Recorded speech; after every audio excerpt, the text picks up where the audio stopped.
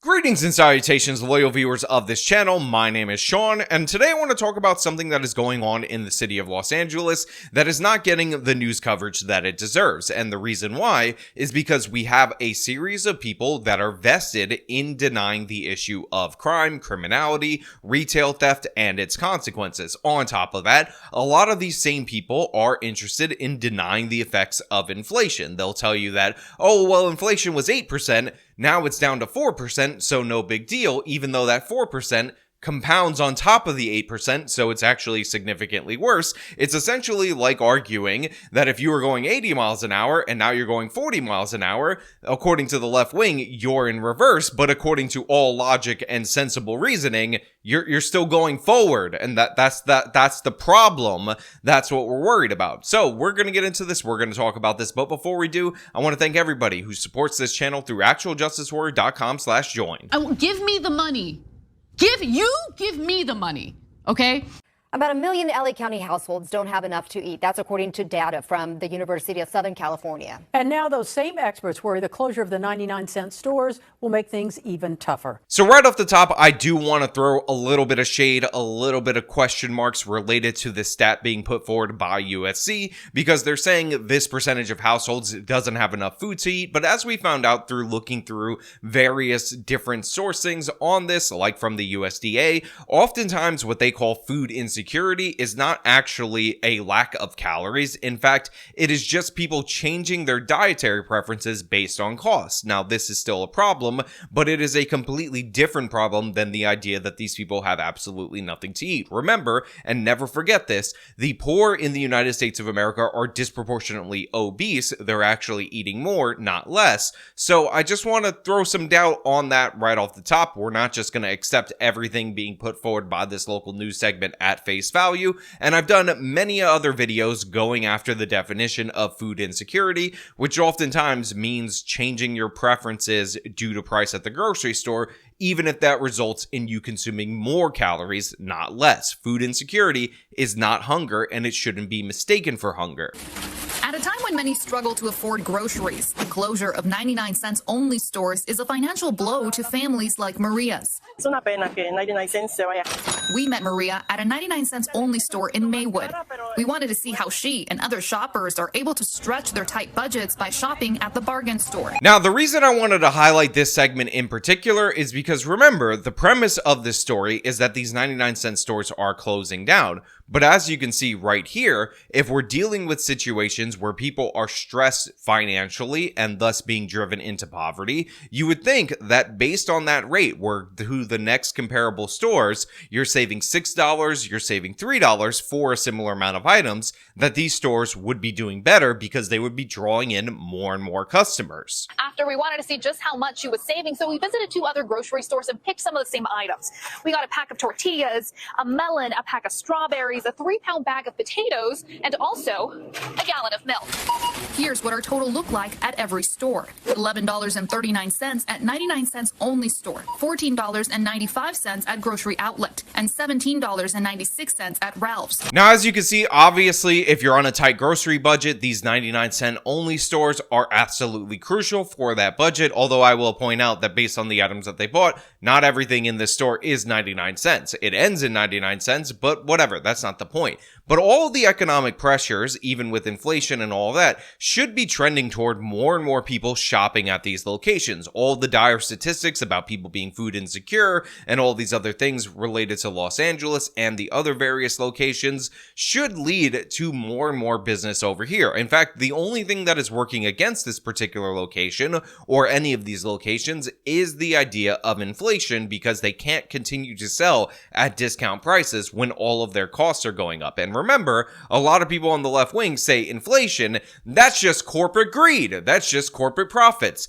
There is no actual inflation. Well, guess what? It turns out that all 371 locations of this 99-cent only franchise are closing down. They're going kaput. It was actually announced in April that this is the case, and what they're citing as the reasons why are increases in things like theft and inflation and all these other things that we were told were not going to happen if we allowed the government to just shove money out into the economy without any issue. Overall, Maria saved between $3 to $5. It may not sound like much, but for someone who has a strict $50 weekly grocery budget, it makes a difference. Realmente a uno se beneficia con los precios. The savings are a real benefit to her and her family, says Maria. And according to Kayla De La Haye, a research scientist at USC's Center for Economic and Social Research, she isn't the only one who needs the help. I don't think dollar stores are the place where people get a lot of nutritious food, but I do worry that this is going to make it a lot harder for people who are already struggling to put food on the table. De La Haye says 30% of people in LA County are food insecure. Now, again, I want to say that food insecurity is not hunger. It should not be mistaken for hunger, and it is being completely misused in this particular news segment, considering that the definition, according to the USDA, is people making choices on what they eat, even if that results in them consuming more calories based on finances. By definition, if you're choosing to shop at these 99-cent only stores because the prices are lower right here, even if you come away with equivalent items, you could be classified under this broad definition as food insecure. But the points that I want to make related to theft, related to all these different issues that these locations are facing, are actually outlined much better in this news article that I want to read for you. Now, like I said, right at the top, the California-based 99-cent only stores on April 4th announced the closure of all 371 of its locations across Arizona, California, Nevada, and Texas, becoming the latest retailer to shut down because of theft. Now, of course, it was founded in the 1960s, and the company has struggled to maintain low price points, which is the only way that it could draw people in the face of inflation. And they cited inflationary pressures and macroeconomic headwinds, along with retail theft, as reasons for the closures. Meaning they don't have reliable access to food. Those food deserts are located in a lot of low-income communities and communities of color, and if they start to close, there's a real gap in food access for many of these neighborhoods. Prompting calls for urgent solutions. I think we really need to think about how we're going to help these communities that have been underinvested in get better access to affordable, healthy food. According to the CEO, Mike Sonomic, this was an extremely difficult decision and not the outcome we expected or hoped to achieve. Unfortunately, the last several years have presented significant, lasting changes in the retail environment, including the unprecedented impact of COVID-19 pandemic, shifting consumer demand, rising levels of shrink, persistent inflationary pressures, and other macroeconomic headwinds, all of which have greatly hindered the company's ability to operate. We deeply appreciate the dedicated employees, customers, and partners who have collectively supported 99 cents only for decades. And since this place has been in business since the 1960s, it is quite literally 4 decades that they've been open. Now, we also have the Family Dollar, which has announced the closure of 1,000 stores across the United States. Dollar Tree has also announced price increase for its premium items from $5 to $7, and this year, across 3,000 stores, we expect to expand our assortment of over 300 items at price points ranging between $150 and $7, the Dollar Tree CEO Rick Dreeling said during the company's earnings call. Now, I know a lot of people like to cite this thing from the Council on Criminal Justice where they say retail theft is actually down when you subtract New York City from the data set, and they base it on these 24 cities. But even in Los Angeles, according to the Council on Criminal Justice, retail theft was actually up 60% compared to 2019, rather than down like a bunch of these other random cities that they put in there in order to drive down the numbers. Now, with all that being said, it is important for everybody out there in the audience to understand that yes, there are a multitude of factors that go into these particular closures. First and foremost, you have high interest rates. High interest rates make it more difficult to borrow money, more expensive to borrow money.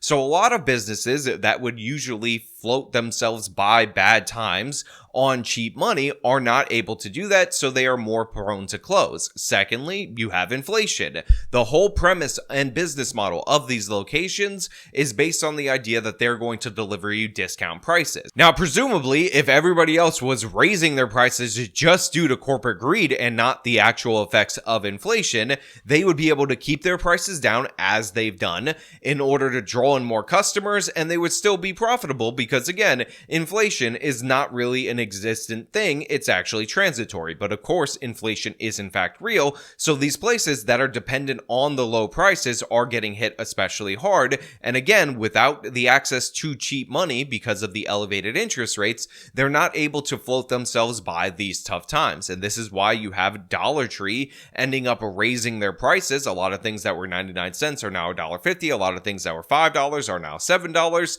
in response to the inflationary times. But then you add on top of that the increase in retail theft. A lot of these stores are experiencing elevated levels of shrink, and to be clear, shrink is not just theft, it's also damage to merchandise and all of that. However, retail theft is a significant portion of that, and when you couple all of these things together, you make these businesses vulnerable, and the theft puts it over the top, and that's why these locations close. I actually saw a while ago, and I talked about it on this channel, a video where people were saying, well, this Target with more theft isn't closing compared to this Target with less theft, even though the one with more theft had more business in order to compensate for that additional theft, and the other one didn't. So obviously it's a confluence of factors, but it appears that theft has put them over the top, and it looks like it is a wrap for this 99 cents only business. And as they say in the local news segment, a lot of people who are dependent on those discounts, dependent on those low prices, are totally and completely screwed over, and it's really unfortunate that it is the case.